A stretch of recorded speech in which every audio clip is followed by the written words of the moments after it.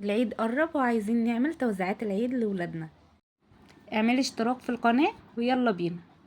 جبت ورقة فوم، رسمت دايرة، هعمل دواير صغيرة على حرف الدايرة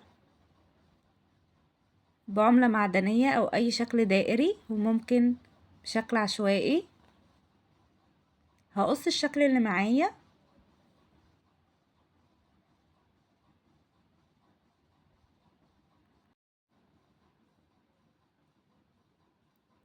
معايا قطعة من الفوم،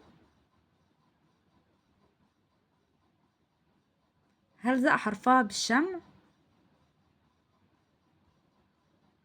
وهثبتها على الورقة اللي معايا.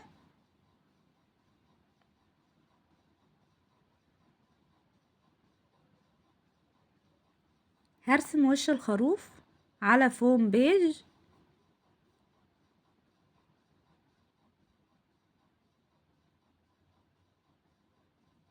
وحددت الوش بلون بينك. عملت ودن الخروف بورق فوم بينك وبق الخروف وثبتهم على الوش بالشمع. عملت شعر الخروف بالفوم الابيض وهرسم العين بالقلم الاسود.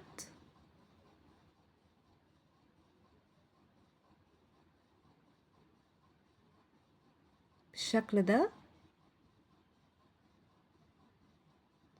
هحدد شعر الخروف باللون البينك. هثبت الوش بالشمع. عملت الايد بشريط من الفوم وهثبتها بالشمع وهحط توزيعات العيد.